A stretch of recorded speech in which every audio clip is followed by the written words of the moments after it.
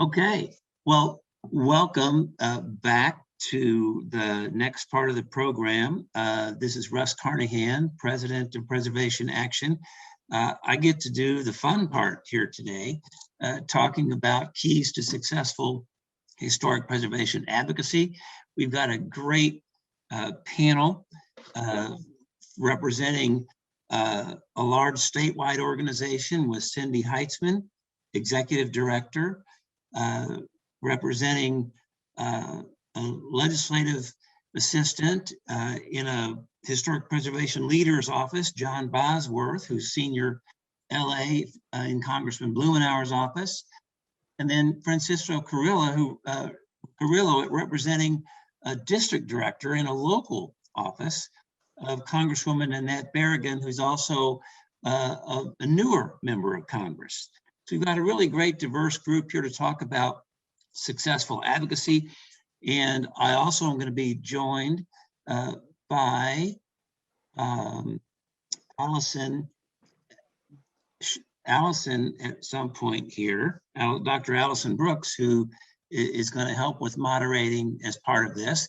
But I want to start with the group, and I want to ask each of you, we know your titles, what you do and where you're from, but give us 30 seconds or a minute about what you do. And I'm going to start with Cindy Heitzman.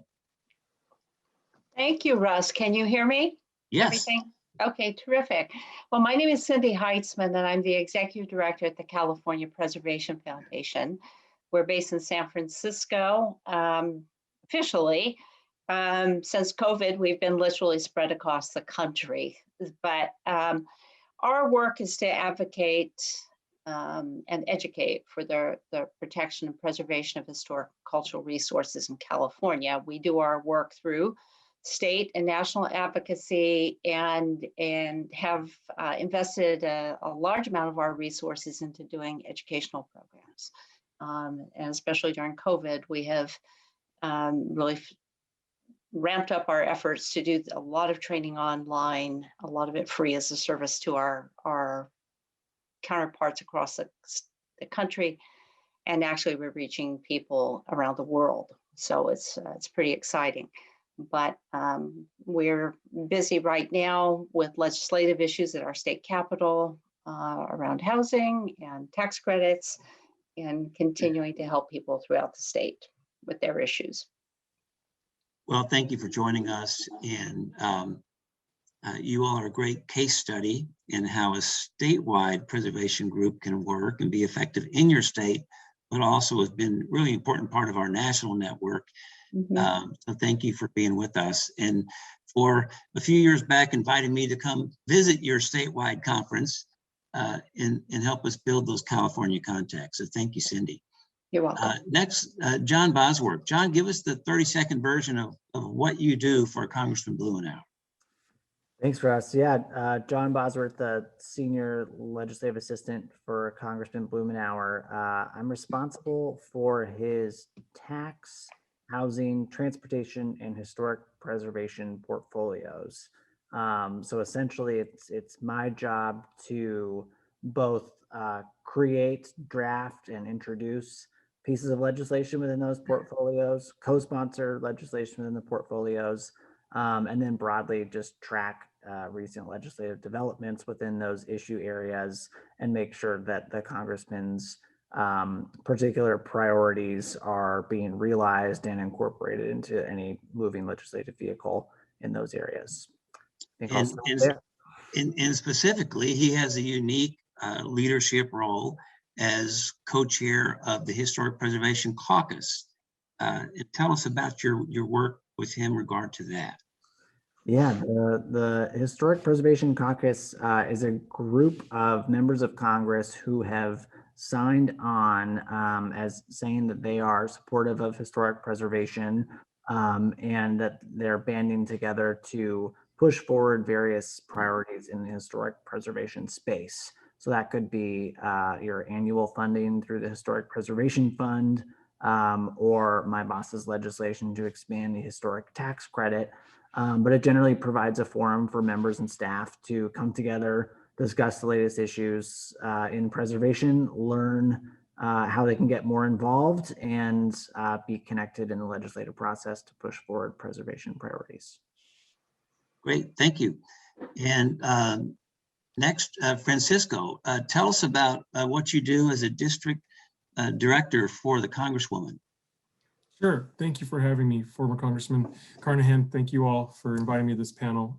As a district director, I obviously am the primary point person with constituents and stakeholders here in the district. Secondly, we often try to work with our legislative team in Washington to incorporate local priorities and projects into different authorization and appropriations bills. So really funneling the concerns and priorities of our constituents and the county, LA County in general, up to the Congresswoman's committee work and up to the major legislative packages that are being passed through the House. Well, thank you. You all are a great panel to kick off this conversation. And I want to start with kind of a big picture question to John. Give us just an overview of sort of the landscape in Washington, what's going on right now here at the beginning of 21, the context, the playing field that we're all engaging in right now. Yeah, it's, I feel like every time I do a panel, I say that it's an unprecedented time in Washington. I've been saying that for years. So it continues to be an unprecedented time in Washington. I think that the change to a new administration has brought a lot of excitement and engagement in a variety of issue areas. First and foremost, in defeating the COVID-19 pandemic and coming back from the economic downturn that we're in right now. But then secondarily, pushing toward building back better through infrastructure and climate legislation to sort of level the playing field. I think all of this is taking place also under or in front of the backdrop of the events of January 6th. And I can't overstate how much that is permeating into the mood on Capitol Hill, even to this day, 2+ months later. So you have a degree of continued partisan tensions around the events that happened, and I think that has really made it a difficult environment to operate in. Of course, recently our laser focus has been on getting the American Rescue Plan passed and enacted into law, which appears will be happening at some point this week. But then I think it's really turning toward that building back better approach that I alluded to earlier. And so I think we're in for a really busy, but also contentious handful of months ahead here. Yeah, I think many of us that were at Advocacy Week last year and walking around Capitol Hill and in and out of office buildings and the Capitol itself, it's very different, even being able to walk around Capitol Hill with security issues and COVID. It's a very different work environment. Let's next go to Francisco, and particularly wanted to hear your perspective about advice on engaging newer members of Congress. I believe the Congresswoman Barragán was elected in 2016, so she's been there a few years. But give us the perspective of the new member in this, and particularly how to best engage them in the importance of historic preservation being part of the puzzle in many of the economic and funding issues you work on. Sure. Yes, and I worked for a freshman member, the Congresswoman. She came in, not really understanding the House and different committees and caucuses. And so I think getting their footing is the first step. And where the preservation community, I think, can make some inroads is helping them understand why preservation matters in their districts and their communities. I think every person knows of different historical landmarks. I don't think that they know the support behind it and what it takes to get the designation. And so really for the new members of Congress, it's helping them understand locally why preservation matters, and then also tying preservation to their different priorities. So they all campaign on different issues and priorities. and if it's education or healthcare, I would tie preservation to education and experiential learning, and I would tie historic sites and outdoor recreation to health and healthier lifestyles. At least that's something that we pushed at the Interior Department when I worked in the Obama administration. The Park Service was all about healthy parks, healthy living. And those connections to those issue areas are important because I don't know how many members really know preservation at the front of their minds, except for maybe new Congresswoman Teresa Legere Fernandez. Other than that, I don't think there's a strong familiarity, and they definitely don't know the support and the community leaders around preservation. Thank you. I want to, for this next question, I want to bring in Allyson Brooks for some color commentary on this as well. But really, how has engagement with members and staff and constituents changed in this virtual environment that we've been working in? And I want to go to Allyson here for a minute to give her perspective, and they want to go to open it up to the panel. Well, thank you for asking, Russ. So I have to say that I think in Washington State, we're very unique. So we may not be the best example. We've been working for years on really solid relationships with our delegation. And we see them, even though we're virtual now, we have great connections. The other piece that we do that helps with a new representative like Marilyn Strickland is we make sure that we always have somebody from her district or the new congressperson's district involved in our discussions so that they feel they are talking to their members and not just like somebody like me, just a bureaucrat. Like they really are engaged with their own community. And we also, as Francisco pointed out very well, we always, when we meet with our reps, even in a virtual world, we bring out the projects in their districts that they can be proud of, that they can then reconnect with their voters. So this may sound crass, it's not meant to be, but we always connect back to their voters, right? You want to count your votes. So we always connect back to the voters, what's been done for their voters, what's been done for their districts, so they can brag about it. And sometimes, as I remind people, they get to take credit for it. Even if they're new, they get to take credit for what's happening in their district. But getting back to the virtual world, yeah, it's hard because you can't, we're going to miss seeing Senator Cantwell face to face. Every year we go see Senator Cantwell and she brings us into her office and she makes us feel really, really special. And we are going to miss that, but we'll be back again in 2022. So, things have changed, but I don't think it'll be too awful. Well, let's go to our two congressional staffers from the staff perspective. Really, how has this changed with regard to your engagement in this new virtual world? Let's go to Francisco first. Yeah, this is a tough question. I mean, because we still have the, virtual fly-ins, we still have virtual advocacy weeks and whatnot. I guess, there's just now less interpersonal interactions, and that's missed. And then there's obviously there's no receptions, which is another great way to bring congressional staff into the preservation world. So it's tough, but thankfully the Congresswoman has been at least my boss has been much more engaged with organizations, because before her time was so busy with DC commitments. But now I feel like because there's these committee work weeks and the voting schedule can be done by proxy, that we have a lot more meetings with groups and community leaders. Hey, John?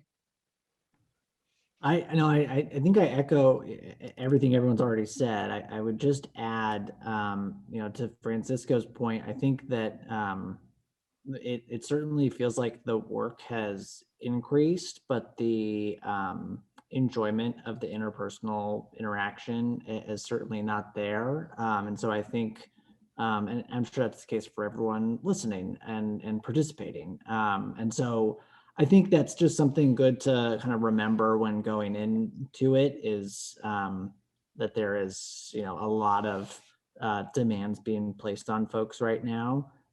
That said, everyone is placing their own demands. It's not like people are not asking for things. So certainly don't go in feeling, guilty of taking time or anything like that, because no one else is. And this is, our time to get the most for preservation that we possibly can. But doing so in a fun and memorable way, I think just makes for a really great meeting. Well, everybody on the call knows that politicians and preservationists are all social animals. So we very much miss that, but this is the next best thing. But let's next go to, I'm gonna go to Cindy and then Allyson. Talking about, it was mentioned already, and we mention it every year, but it just can't overstate the importance of having handouts and visual examples of local projects. Yep. Cindy, talk to us about that. Yeah, I mean, this is absolutely, I think, essential. If you can provide information about or about projects within the representative's district, it really helps to drive home the point. And I would like to step back a moment and talk about some of the challenges and the opportunities that the virtual platform or environment gives us, because in a state like California, it is very hard to get momentum, to get people together to visit their representatives in DC, but we can do it virtually and reach far more people and engage more people through the virtual platform. And it also is helpful for sharing information. So we have handouts, we can show them. We have images, we can show them. But it is extremely, extremely important. I don't think we can understate the importance of the examples from the representative's district. And Francisco, I've got a project for you, your YMCA project in San Pedro that's going to create more affordable housing. And they're going for tax credits. So these are the sort of things that really, I think, engage the representative. And by the way, most of the times you're going to be speaking to their staffer. But this is so important. And there's a lot of good resources out there, the preservation briefs, but there's great information from the National Trust that shows the projects on a statewide basis from 2002 to 2017. So there's some really good resources out there that people should be aware of. Right, So, Allyson. in Washington State, we have geographic information systems, and we use that to generate a lot of data. So when we go to meet with our congressional delegation, we have data and we have maps on hand. For example, we have a map now that shows that we have 36,000 archaeological sites identified in our state, but only 4% of the state has been surveyed, which is really important when we talk about infrastructure and the role of the SHPO and the role of the tribes. We also bring in information on what tax credit projects have been done in that district. We have maps. So I want to plug here technology, because technology like geographic information systems has been crucial for really giving information in a very easy to understand format. Not that people would have difficulty understanding, but it's quick, it's easy. Another example is that we are able to show that we had 14,000 reviews come through our agency in 2019. We had almost 11,000 reviews come through our agency in 2020, even with COVID. And our turnaround time is 4 days. And we show that in an easy to understand graph. And we bring those with us so that our congressional delegate, whether senator or representative, can look at that later. They can grab it. It's easy to read, easy to understand, and it gives them everything visually. So we rely heavily, heavily on presentation materials. That's great. And to pick up on a point that Cindy made, one of the unique things about this virtual environment, our Advocacy Week now is a great example. We have our regulars, our veterans, has shown up to do it this way, but that would normally be traveling to Washington. But we also have a bunch of people who have not been able to traveled to Washington before that have been able to participate. So that's, and I think we've heard from members' offices as well that, they're getting to see a lot more people virtually that would not ordinarily be able to come to Washington. So with that, I want to pick up on a point that gets asked a lot, and that's sort of a perspective on first-time attendees advice, but include in that, that most of the time when you're doing these office visits, you're going to be talking with a staffer, usually a young staffer. We talk about the 20-something, 30-something age staffers run Washington. And they, for the most part, you're going to be seeing some very bright, capable young professionals in these congressional offices that talk about some advice for these first-time attendees and engaging with congressional staff. And let me ask Cindy to take a stab at that one. Sure. Well, the platform or the advice changes with the platform. We used to tell people wear comfortable shoes, be prepared to meet in the hall, and always bring your business cards. So I would start by saying, relax, start with the basics. Approach this in a very relaxed manner because your conversations are going to be relatively short. You don't have a lot of time. So you need to be organized. Get your material together, get those briefs together. Now, you're not going to be able to hand the staff or the representative briefs, but it would be very helpful to have them as a packet so you can send them ahead of time or follow up afterwards, or even show them on your screen, while you're talking to them to make the point. Always say thank you. I think this came up in one of the Merrill Hoopengardner's presentation is thank them for their support, thank them for their service. Make sure that you express your appreciation and gratitude for their time, for their work, and what they've done. And I would say, kind of importantly, is don't expect to remember all the details. You're not going to go in there and be able to remember every single point that you need to make. So it's important that you know what the high points are and that you can reference those documents. So that's kind of just an overview. But when we meet in person, as I said, it's one set. Now we're virtually, I would say you need to figure out how you're going to leave the staffer your information, get it to them, organize your handouts, as I said, so that you can present them in a way that makes sense. If you have your images, by all means, figure out how you can show them. And again, this is where the virtual platform is really, really helpful in that you can show the before and the after, the images. You can tell a story with those pictures if time permits, but it requires that you pull that information out ahead of time. Just have your talking points ready. We usually assign a person who's going to make the introductions, who's going to be our lead person during the conversation. And it's especially important that if you have someone from who resides in the representative's district, that they are there also, and they have kind of a lead position in making that connection and making those points. Focus on the impact in their community and in the state if there's a high profile project within the state that people are aware of, and let them know that tax credits or your local CLG or something had a hand in making that happen. That's great, Cindy, thank you. I want to go next to John on the receiving end of these visits in a Washington office. Tell us about some tips for folks, whether they be veterans or first timers, in how they present to staff and how they utilize those one-pagers to make their points.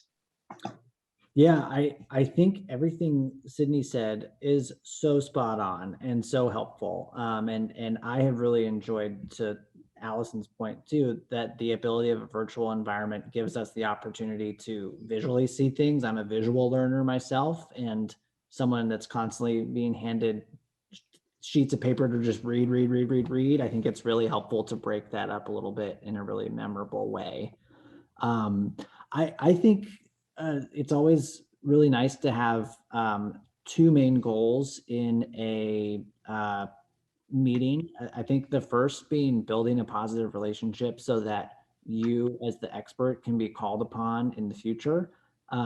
We might handle these issues. We might, quote unquote, specialize in them, but we are nowhere near experts. That is you all. And so I think having that relationship there, an email or a phone number to reach out to and call is extremely valuable if something pops up and we can rely on you. I think the second thing that's really helpful is having a very clear idea of what the purpose is of the meeting and what the ask is. You can I think very quickly get away from that in a meeting if it isn't identified at the outset, at least in your mind, so that you know where you're going. But oftentimes the notes that I will take are a little bit of background, and then I'll bold, underline, box the asks, and then we'll make a note to follow up on those facts later. I think that's a really important thing when we're taking, 6 to 10 meetings a day. It's helpful to know what the asks were for each of those meetings. So this is a bit of a loaded question for John and for Francisco. Any kind of best practices or pet peeves of meetings that you've had with constituents? Francisco. I was going to say, John, you want to take that one first? I mean, this is minor and we covered it. The pet peeve is when it's hard to understand the ask. And that's why it's good to know up front or as clear as possible what the ask is. I saw in the chat box, the number of attendees. I don't know if that discourages us, but if you are bringing a constituent, that's super helpful. And if you say you aren't, and then there's or you say you are, and there's others leaders coming in, and there aren't any constituents, that could be a pet peeve because we're expecting to at least meet a constituent, and then other folks get thrown in. I understand there are a lot of leaders involved in advocacy. Just be upfront, have a constituent or not. And if it's not a constituent, that's fine. Maybe from the counties that the member represents is always helpful. So it doesn't have to be exact from the district. In fact, we get a lot of folks from LA County. I don't think I have any other pet peeves, and so I'll stop and turn it over to John. All right, Jonathan, you've had time to think about it. So no, I think the ask is the big one. And yeah, I couldn't have said it any better than Francisco did. Well, and Russ, this is Allyson. We always come with a sheet with the asks. So we have them ready in bullet points. Even after we're done, they have a sheet they take away that clearly says what our asks are. And just to follow up, I just want to say in 22 years of doing this, every staff person I've ever met has been so kind and generous with their time and really lovely. I only have one in 22 years that I was upset with. And I actually called the congressman's office and complained. And I said that was completely unacceptable. And they got very nervous and they gave me another meeting. And I've actually had Congress people get back to me after meetings and say, was that okay? And it's always been okay. And I would say one bad meeting in 22 years is pretty good. It shows overall that you're treated kindly, you're treated decently, you're treated respectfully. And I agree with Cindy and John and Francisco, have somebody from the district with you, have visuals with you, but expect that people will be nice to you. Don't go in afraid. Everyone's very kind. Yeah, I think that will be, I think that's the common experience, and the bad experiences are rare. I wanted to talk about sort of the post-meeting follow-up. We've talked about sort of the landscape. We've talked about some things to do in the meeting, but as important as the meeting itself is really the follow-up to the meeting. And want to get each of you to talk about that. And let's start with Cindy and in your experience with those meeting follow-ups. Well, post-meeting follow-ups are a great way of naturally to say thank you. To thank them for their time and their interest. It's a great way to follow up with information that you may have forgotten or that you didn't have an answer to during the call. And it's a great way just to keep in contact with them. I mean, the one thing that I've the benefit and the value that I've recognized from these meetings is that you begin to establish a rapport with the representative. You begin to get comfortable, and especially for me with my own representative, I've had meetings with him in district, and every time I go to DC, he sees us. So I think it's very, very important to maintain that, and the follow-up is part of that whole continuum of engagement.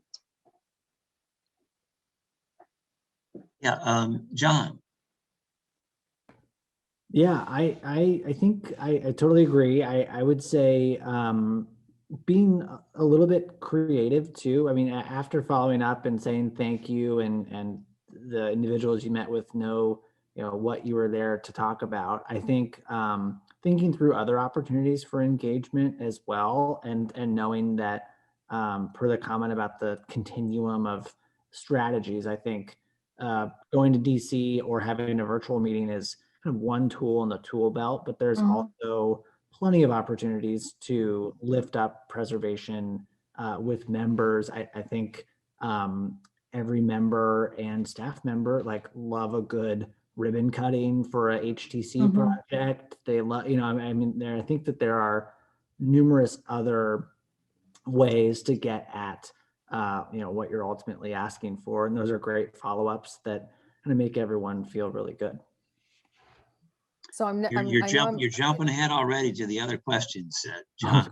You're nailing them. Allyson. So I was going to say, I'm never really supposed to say this, but I'm going to say it. And I think I say this every year is I bring up preservation at campaign events. It doesn't matter what party you belong to. People love, I always say, never underestimate people's emotional attachment to buildings. And if there's a campaign event and I know Republican or Democrat, somebody's going, I remind them to bring up historic preservation and the fact that it's an important issue for people. Yeah. And that's always a good follow-up to, especially at those events. And everybody gets to hear you. Everybody who isn't involved in preservation hears that it's an issue. Saving American history is important for everyone. Yeah. Francisco. I don't have much to add. You guys really answered this question thoroughly, so that's super helpful. I guess Jonathan already mentioned some of these things, but the obvious things. A thank you, following up with any additional information that may have been requested, but also the strategies of doing follow-up invitations, to a special event. Or to visit a special project that's underway, maybe a preservation project that's just starting or just being completed. It's a great way to highlight those projects, but also and then highlighting through social media. Again, having a member make a visit to get in the local press and the local social media. The reach of many of the historic preservation groups has thousands of people they reach through their networks. Cindy, talk about that and how you've utilized some of those opportunities to engage members and staff with those kind of activities. Well, I will tell you that we probably have not been as good as we can be because we have a lot of tools in our disposal and certainly a lot of resources and reach across the state. So we still have some more ground to make in that area, but we have, for example, reached out to representatives and invited them to some of our major events, to our conference, state legislators, congressional representatives, when the event is in their area. And being a statewide with a huge geographic reach, it's often hard to reach out to key members, but we can do a better job, I think, at reaching out to our local representatives. But it's through our major events, our higher profile events, where we do reach out to representatives. And Francisco, especially want to ask your perspective as a district director, because I know members are always looking for great events to go to in their district where they can see people and spread the word about the work they're doing. Talk to us about the process, how your office goes through looking for those kind of events, and how, you know, visiting some key historic sites could be a part of that. Great question. We often find events through social media, to be honest, or direct invitations, but locally, because some constituents and community leaders know to invite their city council member, but not always their federal representative. And so we have to do a little digging to find out where these events are or what issue area campaigns are being led. And so social media is one, and then our network of partner organizations is the other. But then we also look for projects that we can include, like I mentioned earlier, in bigger legislative vehicles. And now with this opportunity around the community projects / earmarks, you know, we'll be looking to different organizations to submit project requests, you know, so that's another opportunity. But really the projects, so we do site visits, we do meetings, we do events. That's how we get the Congresswoman engaged. Site visits is the easiest lift, events, meetings. Oh, and the articles. I wanted to tell you about the clips. That's right. We all of our bosses and all the staff really look at the clips. And so if you guys get a story in a local issue, that will be elevated directly to the member because they get those clips. And so it's extremely helpful when you guys are leading issue campaigns or historical site campaigns, that you get some stories, even if it's newsletter or blog or Facebook social media posts. We catch all of that. And my boss is on social media 24/7. So if you tag her, she'll see it. on call 24/7. We got a comment from Laura Heitzman and the Vermont SHPO about meeting monthly with the congressional staff to talk about challenges and successes. Also invite them to behind the scene tours of historic sites, and they welcome staff for those kind of things as well. So that's a great example of that kind of engagement. John, you want to talk about some experiences that you've had with your boss on those kind of engagement with special events or special projects? Yeah, and Earl every year leads the Historic Tax Credit Growth and Opportunity Act, and is what we're calling it now. And so him being on the Ways and Means Committee and being the champion for the historic tax credit has meant that we've had some opportunities to tour and highlight historic tax credit projects. And I think one of my personal favorite memories was during an August recess, visiting a few different projects with our SHPO that received the federal HTC and kind of understanding what the building used to look like, what it, touring it now and seeing how amazing it is and how it's really, both of these have kind of become anchors within their little neighborhood radius that they're in. And I think an event like that both provides the opportunity for a member of Congress to take some credit and say, look at the thing that I'm working on, it has real impact.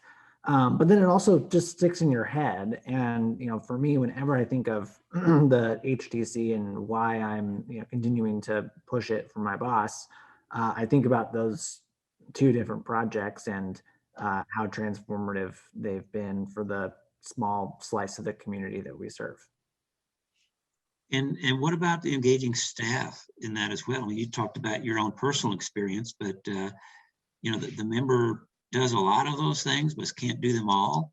But talk about the importance of engaging staff in that. Yeah, very important. I think you alluded to this earlier, Russ, but staff do a lot of the behind the scenes kind of day-to-day mechanics of Capitol Hill and also of running a district office. I think they are sort of the workhorses in pushing for more co-sponsors, pushing to make tweaks to legislative language to make whatever policy it is more effective. And they're the ones doing a lot of that behind the scenes work. So it's really important to engage with them so that they are doing that work and getting whatever product you're working on to a place that it can make law and make a difference in the community. Members, though, are sort of very, very needed for that final push to get over the hump. Mhm. And I think that to the extent that you can engage with both of them, there's a really positive symbiotic relationship between a member and a staff member who are on the same page about an issue and pushing it in tandem with each other, where members can just pick up the phone or walk on the floor and talk to the speaker. But a staff member has to scratch and claw to find 5 minutes on a calendar with the speaker's staff. So I think that there's really a lot of importance in both routes.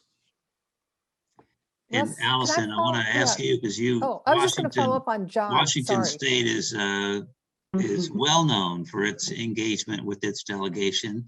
Mhm. And I wanted to ask you to share some of the some examples of those experiences where you've engaged members back home.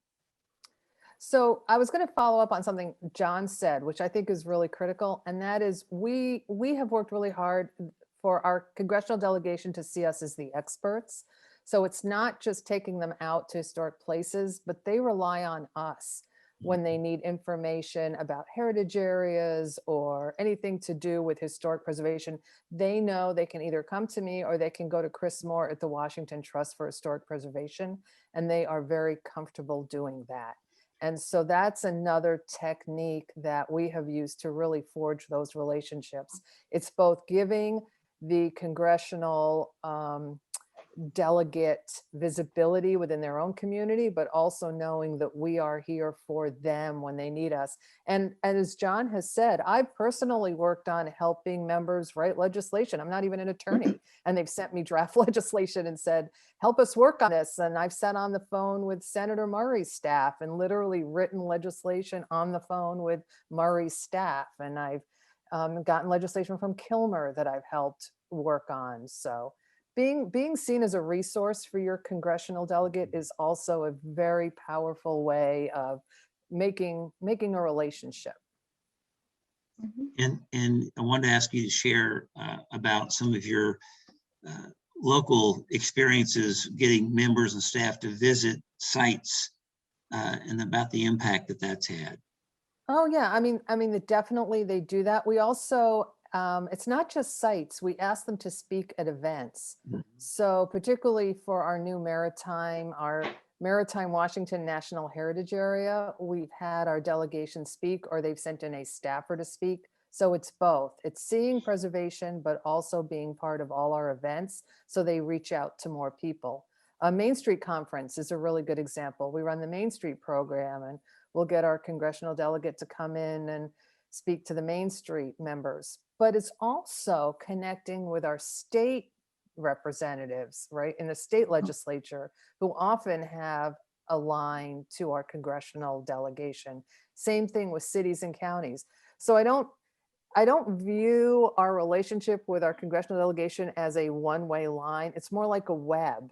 We'll reach them through the city council. We can reach them through the county commissioners. We can reach them through the community. We can reach them through state representatives. It's much more web-like than it is just one string.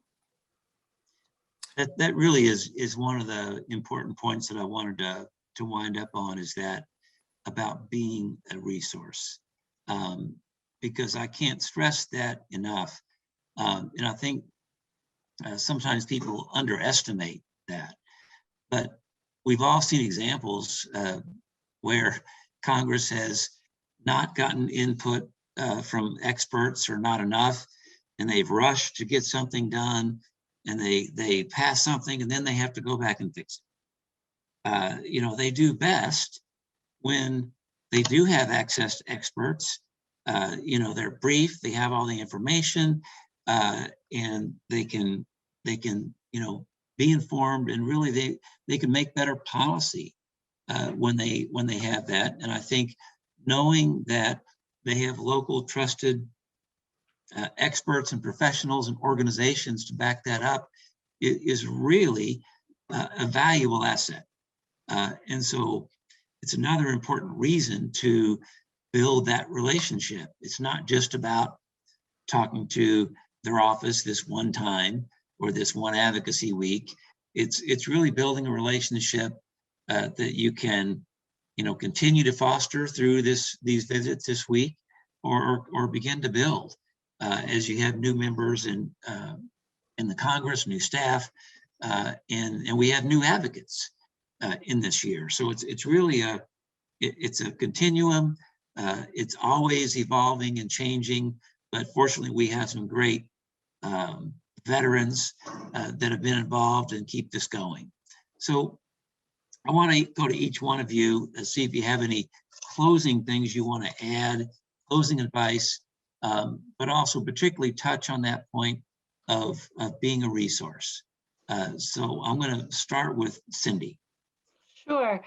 I would say that these are models that aren't just related to our federal legislators. I think, as Allyson mentioned, that these are lessons that we take when we're dealing with our local and state representatives also. And you know, when we were fighting for our tax credit in California, it was darn near a full-time job working with our legislative champion, Senate Pro Tem, to get the language and to tweak it. We were the resource for them, and it was a very important relationship that we had with them. So I think that these are relationships you do develop, and it starts with that first visit, and and continue to build the relationship.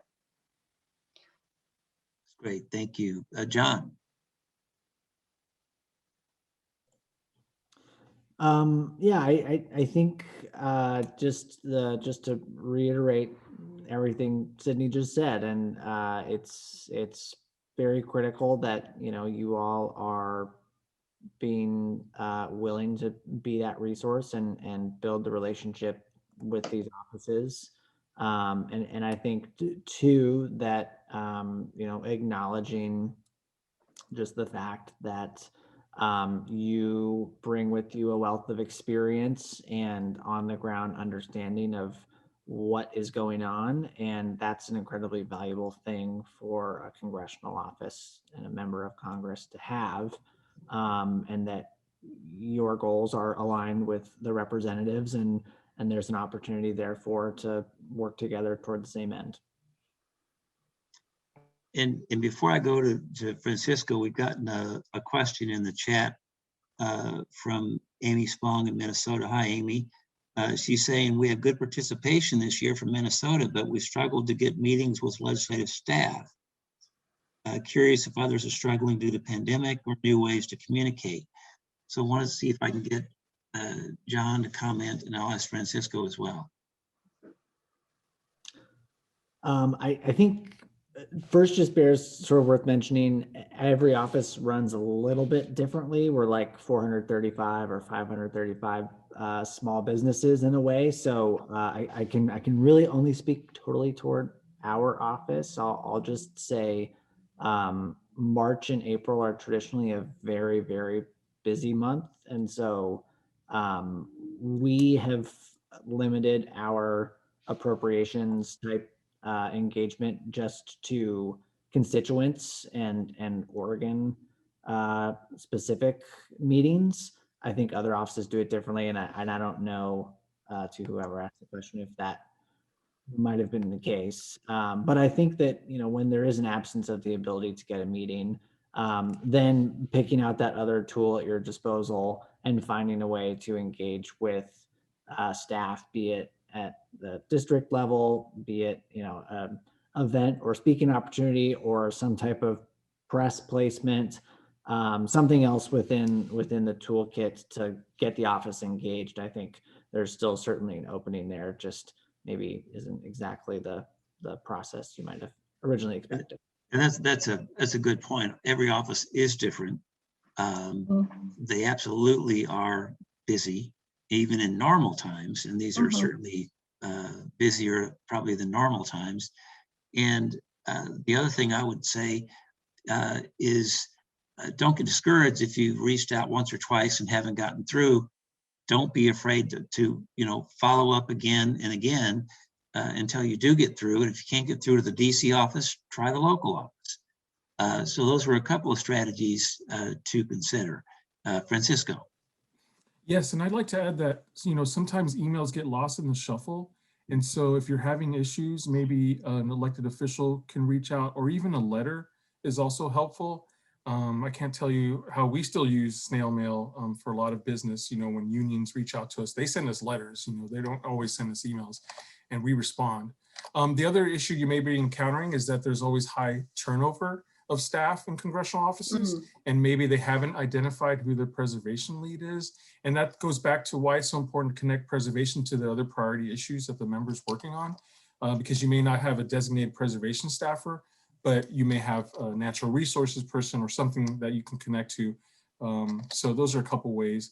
And I did want to mention the staff turnover piece, because it is a constant relationship building with offices, and then staff leave quite a bit. And so that's why going through social media is also another way to continue that relationship, because the press team and sometimes the members themselves will see the different sharing and tagging around local preservation issues and projects. And so, like I mentioned before, anytime my boss is tagged, she sees it and she asks us, what are we doing on this issue? So interesting.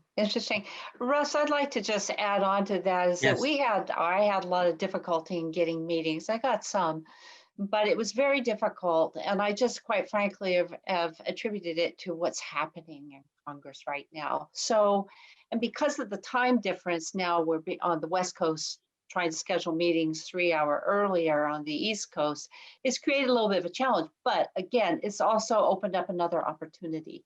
And that is for us to follow up with in-district meetings with their constituents. And I think that could be very, very powerful too. So I think it's just recognition, and Francisco brings up a good point, because I sent out email invitations to everyone, and I followed up with phone calls to everyone, and then additional emails. But in those phone calls, they told me, oh, so-and-so has moved on, or they're not there anymore. So they would redirect it, and I didn't have the right email. So I would not be discouraged, but I look at it as an opportunity, quite frankly, to follow up in district. Great. And Dr. Brooks, you're going to clean up. Yes, so just really quickly on that note, we only had one meeting that we had a little more trouble getting, but it's been pushed out a week, and I would say just take your meeting when you can get it. It doesn't have to be tomorrow. But batting cleanup here, I would just tell everybody what I said last year a little bit is, sometimes I hear from preservationists, well, we're not as important as everybody else. And yes, you are. We are affordable housing. We are low income housing. We are working to preserve sacred places. We're working to preserve cultural landscapes. We have a finger in infrastructure. We do it all, and we are important. And the other thing I just want to bring up quickly too is we have really reached out and I think done a great job of connecting with our Latino community. Prior to about 5 to 8 years ago, we had no connection. Now we have a strong connection to our Latino community. And we were also developing relationships with our Filipino American community. And we keep going forward with that. So it's important to bring those groups with us to these meetings, to really highlight that we're changing our focus as preservationists. Beyond low-income housing and affordable housing and sacred sites, we really are working to preserve the sites of underrepresented communities, and they're here with us to talk about it. So the bigger the group, I think the better we are. And certainly, as John and Francisco pointed out, definitely people in district. But we are important. Yeah, can't thank you all enough. This was a great overview to continue to inspire our veteran advocates, but also to really educate our new advocates. And I just want to make one last point, and it's been made before, but preservation, the value of historic preservation stands on its own merit. And we talk about that all the time, but it is such an important part of the overall puzzle of economic recovery, environmental sustainability, racial equity. We need to be at the table for all of those big national conversations because historic preservation has a role. And so to the point of this, that Allyson made, You know, is historic preservation important? You're damn right it is. And we're here to provide solutions and things that work.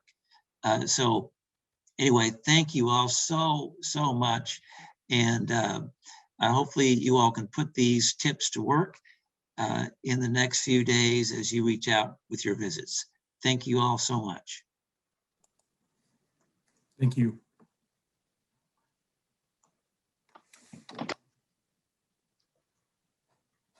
And I believe we're going to go on. Bree, do you want to announce the where we are next on the program?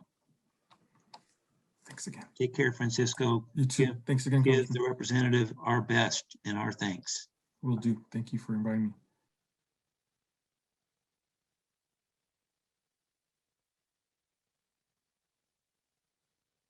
One second here, pulling it up. We're going to go to Ted for a review of the legislative asks. Okay, Bree, can you hear me? Yes. Oh, good. Did not know if I was live. Okay, that is good. I have moved from the laundry room, as charming as that was, outside to get a little bit of vitamin D here. That was great, Russ. Really appreciated that last panel.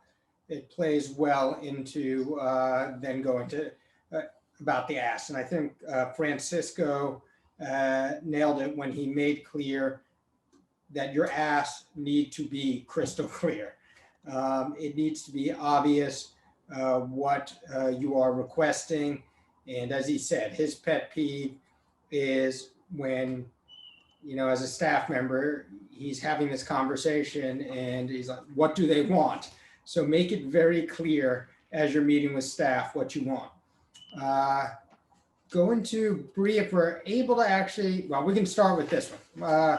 The Historic Preservation Fund, as everyone knows, this is, you know, a version of the document that we've been using over the years. And I will say that's not out of complacency that we continue to use it.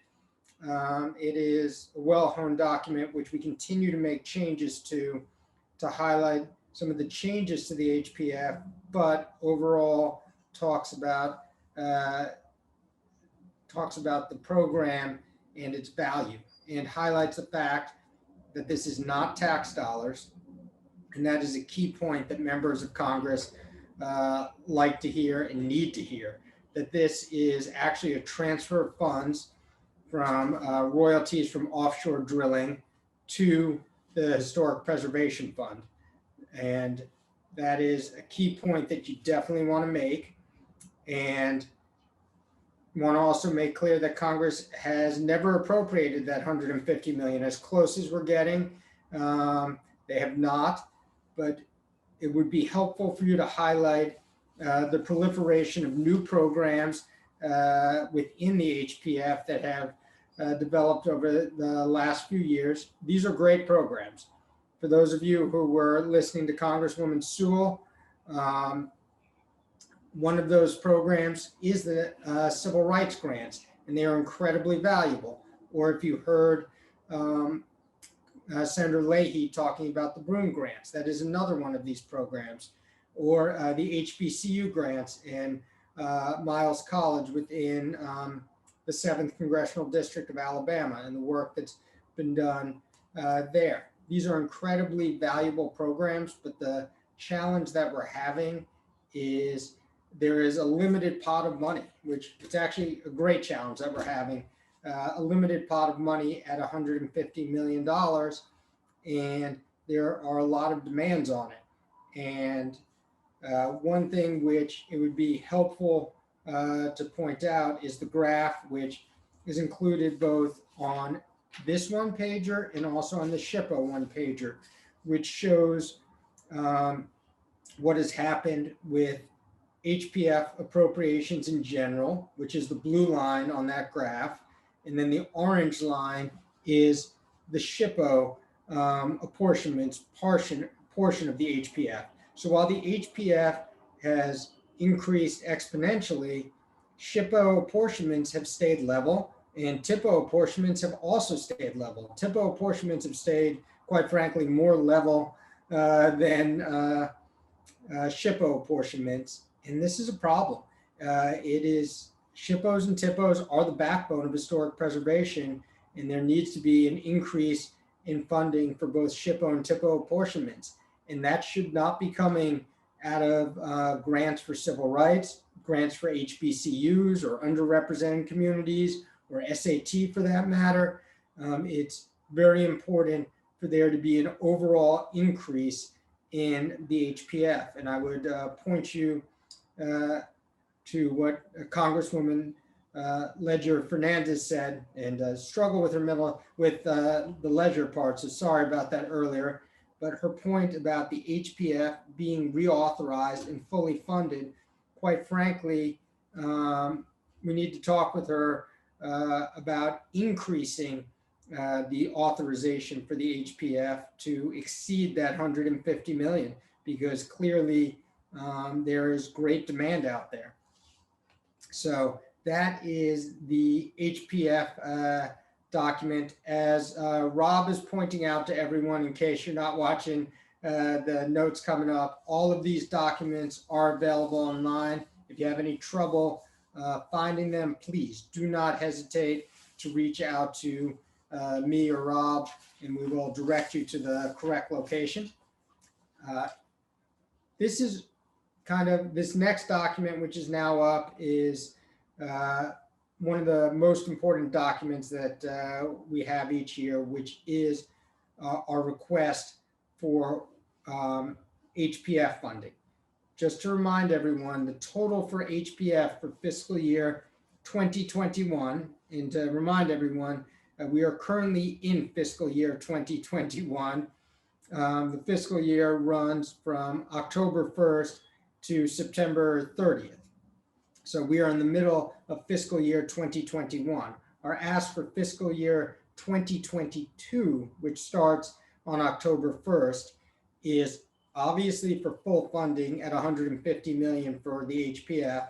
To remind everyone, the current funding is 144 million. So we are incredibly close to full funding already. So at full funding, that includes a 60 million request for the SHPOs. And to remind everyone, the SHPOs do have the federally delegated responsibility to preserve historic resources in their states, in territories in the District of Columbia. Second part of the ask is 24 million for tribal historic preservation officers. And currently they are at 15 million. This is a significant ask, but as Valerie made clear this morning, this is necessary. And this is necessary both for the THPOs and for the good of historic preservation in general. If SHPOs, federal agencies are calling, expecting THPOs to be able to consult, and there isn't someone there to answer the phone because the THPO has to work a second job, then you've got a problem. Next part of the request is 19 million for African American Civil Rights Initiative competitive grants.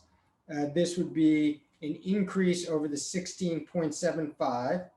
Then you've got 7 million for the History of Equal Rights Grants program. And this is also essentially civil rights programs, but not solely focused on the story of African American civil rights, also telling the story of Filipino civil rights, Japanese American civil rights, so forth. Chicano American civil rights, as Sarah Bronin was talking about this morning. Next request is 10 million for grants for historic Black colleges and universities, HBCUs.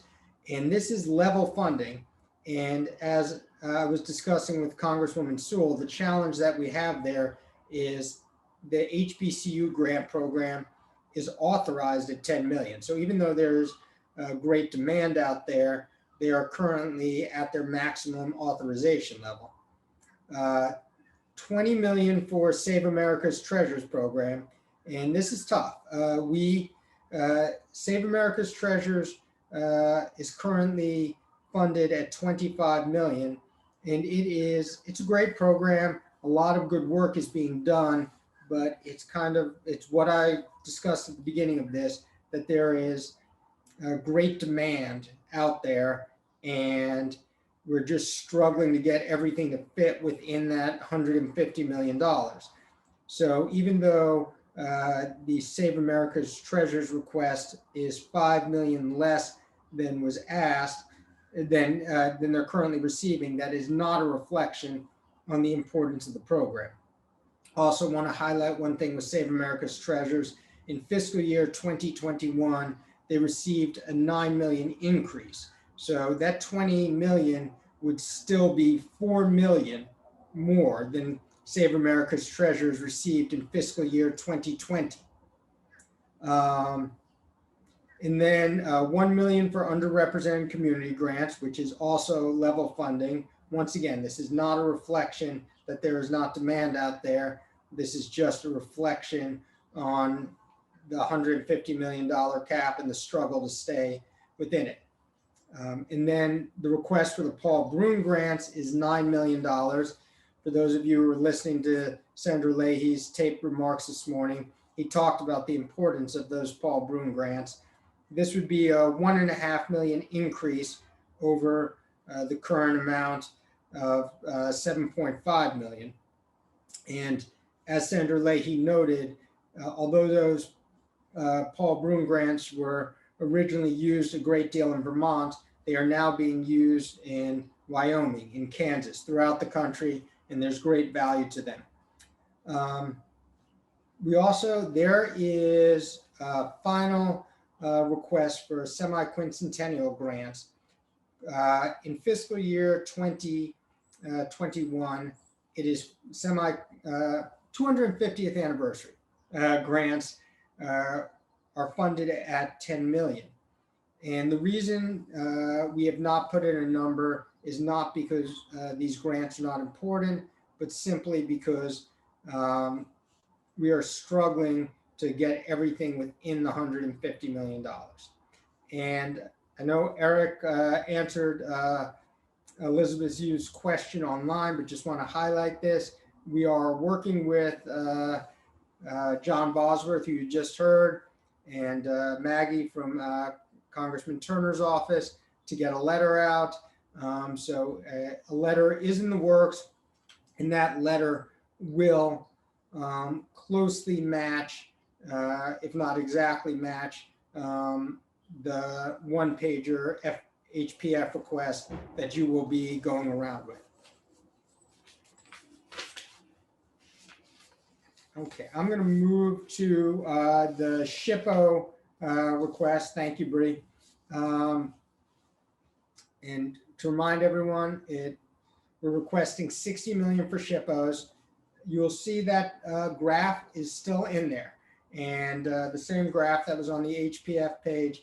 It's important that it be noted that SHPOs and TIPOs, that the increases that they've been receiving have not been keeping up with the overall increases for the HPF. And this is problematic in that it's having serious implications on TIPOs and SHPOs' ability to do their federally delegated responsibilities. Furthermore, if SHPOs and TIPOs are funded, if their increases are anemic, and then you're creating these grant programs which actually increase the amount of work on them, that is problematic. So we definitely want to urge lawmakers to make sure that those SHPO and TIPO increases keep up with the overall increases of the HPF. So for SHPOs, the request is 60 million. The current funding level is 55.675. I'm hoping that's right. I think that may be wrong. I think we may be at 57. So sorry about that error in the document. I will check and confirm that. Sorry about that. Let's see. I'm actually able to check this in real time. The joy of virtual conferences. No, that is correct. Sorry about that. 55.675 is correct. That apparently was wishful thinking on my part. Sorry about that. Okay. Key thing about SHPOs is not the key thing, but one of the things, they're required to match 40% of the money they receive from the HPF. And along the lines of what I've been mentioning, Congressional Research Service report on NPS appropriations or a 10-year trend. And this was a 2019 report. Noted that the largest activity in the HPF account is SHPO apportionments, but those SHPO apportionments over the past decade have declined 9% in inflation-adjusted terms. So let me repeat that. Over the past decade, SHPO apportionments have declined 9% in inflation-adjusted terms. This is simply not sustainable as the workload on SHPOs increase, that the funding for them decreases. As most of the people on this call know, SHPOs take a lead role in the historic tax credit program. They take a lead role in Section 106 reviews. They work with certified local governments. They take a lead role in national register listings. So it's very important that they be funded appropriately. As I note, SHPOs and TIPOs are the backbone of historic preservation. I don't know if we have the TIPO one pager, but it definitely is in your packet. I don't know if Bree has it put up, but it's okay if she does not. Just want to make sure. I apologize. This is the Georgia prepared PDF, and we don't have any federally recognized tribes. So no worries. No worries. Thank you. Sorry. No worries, Bree. Nothing. We hope for one. It is online, and if anyone's having trouble finding that, just let me or Rob know, and we'll get this to you. But I think from what you heard this morning from Naomi and from Valerie, I think you got a very good sense of the importance of the work that TIPOs are doing. And to remind you of the point that Valerie made this morning, in 1996, when the first year for TIPO apportionments, 12 tribes received an average of 80,000 each. Currently, the 200 tribes that are there with TIPOs are receiving an average of 75,000 each. And Valerie has told me stories, including one about a TIPO whose salary is $17,000. That's really not sustainable. That person is not able to be available to do that job. They need to work at least one other, if not two other jobs, depending on where they are and so forth. So this is something that needs to be addressed, and the challenge is there's also a continuing TIPOs, unlike SHPOs. More of them are getting recognized, and that's something we want. We want more tribes to have TIPOs, and we do not want to discourage that. But the more TIPOs that are out there, the lower the apportionment each TIPO receives. I think that pretty much covers everything. I can touch on the historic tax credit if you want, but I think Merrill Hoopengardner covered that pretty thoroughly. Oh, and very importantly, thank you, Bree, or Cindy, whoever put that, I think that was Bree who put that up. Please urge members to join the Historic Preservation Caucus. I think I don't think especially with a freshman, Congresswoman Ledger Fernandez. She should absolutely be on there. This is her first year in Congress, so she is not on there currently, but she should absolutely be on that caucus and sign up. And it's important for getting the historic preservation message out to have that caucus there. And just regarding Amy from Minnesota's comments about the challenge in scheduling meetings. I can tell you the current atmosphere makes it exceedingly difficult to get any meetings or get work done. And, for example, getting Congresswoman Sewell to speak today, I called several times. Nobody was answering in the office. Called, it must have been my fourth or fifth call. Somebody picked up, and it was her press secretary. And I explained what I was asking. And the press secretary, Katie, said, "Wow, this is great. Hang on, let me, here's our scheduler. Let me put this all together." And within 48 hours, the Congresswoman was signed up to speak. So it's not, as John pointed out, they are very busy. As Francisco pointed out, there's a lot of staff turnover. So don't let that get you down. But it is particularly challenging times where, under normal circumstances, you're able to get someone on the phone, or for me, able to walk into a congressional office. You're not able to do that under the current circumstances. And if for some reason the meeting doesn't happen this week, if it happens in a week and a half, in 2 weeks, that's okay too. So just keep trying as best you can. And I know all of you have other jobs and other responsibilities besides the advocacy work, but as much as you can, it is the work that you're doing makes a difference and is greatly appreciated. Any questions? I know some have popped up in the chat that Rob and Eric have answered. Ted, while we're pulling up questions from the chat, I just want to ask, how do we get a caucus in the Senate? Part of the challenge of that would be getting a senator to establish it. So that maybe reach out to someone, maybe we reach out to Senator Gillibrand, Senator Cassidy, and urge them to start a historic preservation caucus. So that's the best. I mean, we need to ask, as basic as that.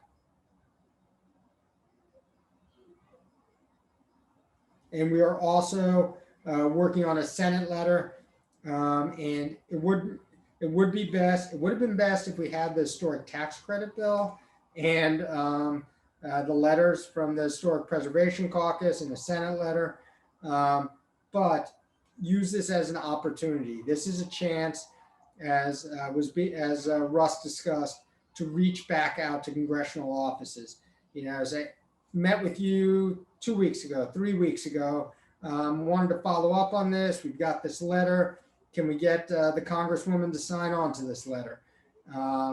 Or met with you 3 weeks ago, met with you 5 weeks ago.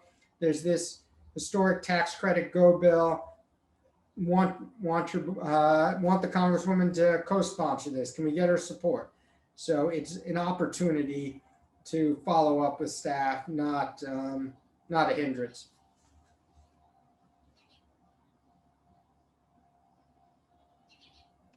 Well, thank you, Ted. I see a lot of our attendees here have placed resources in the chat, including the TIPA one-pager, Rob, thank you. And Ramona from North Carolina shared their North Carolina template. So thank you for that. Any other questions for Ted on the asks for this year?